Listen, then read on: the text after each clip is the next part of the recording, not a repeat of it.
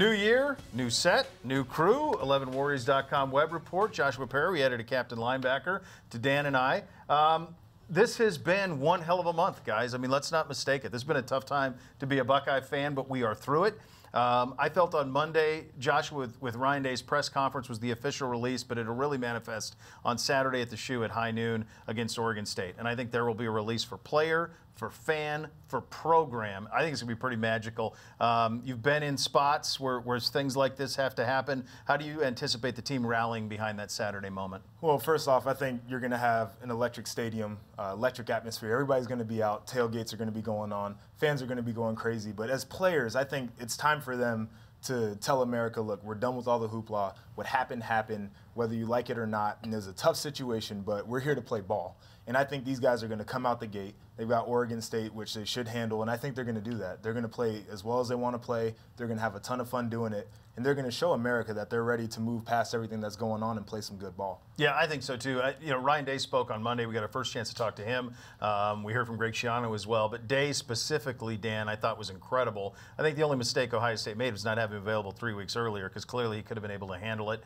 There are people who think that he would eventually be a guy who could maybe be the coach here. That's not anything that's imminent, but at the same time, I get the enthusiasm for Ryan Day, and I think he's going to be fine. Yeah, I mean, I think this is a guy that you could see is going to be a head coach sooner than later. Maybe it'll be at Ohio State down the road, but I think sooner than later this guy's going to be a head coach, because you could see why he was chosen for this role. He was very composed, seemed very confident, didn't look out of place. I mean, this is a room that you expect to walk into and see Urban Meyer come to that podium, but being in there yesterday with Ryan Day, it didn't feel like, oh, this is weird. It felt like this is somebody who's got control of his program and has this team ready to go. And I think that's what you need. You need a steady leader. And even a guy like Greg Schiano, who certainly could feel some resentment of, hey, I've been a head coach at FBS level for a decade, and they chose someone who's never head coached a game over me. But even he said, this is Ryan's team. Ryan's our leader. I told Ryan, hey, I'm going to help you. Kevin Wilson's going to help you. But at the end of the day, you're the head coach.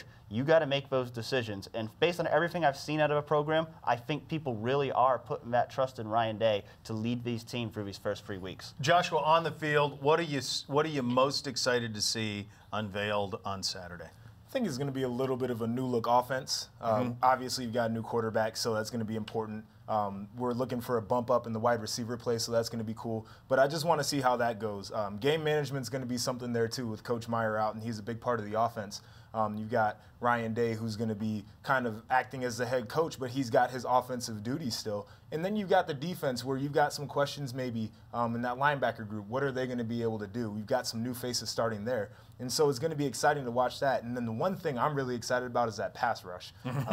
Going up against this level of competition, they might get off a little bit, but it's going to be fun to see sort of the different packages and how those guys are going to be working their rush game. What is the record for sacks in a game, I wonder, by an individual? Because I think it's in play for, it might be. for Chase and Nick to get after it. How about you, Dan? Anything depth chart-wise that either surprised you from Monday or that you'll have your eye on Saturday? Yeah, I mean, I think the linebackers are certainly going to be an interesting position group, because you have going into Saturday 3 brand new starters. Tuf Borland isn't going to start on Saturday. He might play, but he isn't going to start as he's recovering from that Achilles injury. So you've got Malik Harrison, Pete Werner, Baron Browning in the middle. Harrison started 1 game last year. Browning and Werner mostly just played on special teams. Pretty talented guys, but we haven't seen them have to play in roles like this yet. So I think that's going to be a really interesting group to watch, to see how they step up to the plate, and then maybe give us a glimpse of when Tuf Borland is back at 100%, how he might factor in and who might be able to make plays around him. All of that is valid and interesting, but it's about 7. Like, we've been waiting to see Haskins play. The most fun I had watching Ohio State play football was the 3 games you guys ran to the national title. And it was Cardale's ability to stretch the field down the field. That doesn't take anything away from JT, but an ability to spin it. And I'll never forget Landon Collins being like a yard further back than he was on film because of the dangerous what Cardale's arm did. And if when you get me excited when you talk about a new look offense, I mean, I'm excited to see an offense that can use the whole field, and maybe that'll manifest on Saturday. It's going to be fun. Look, guys, we're through the hard stuff. We had a game to talk about. It's going to be a fun one to see on Saturday.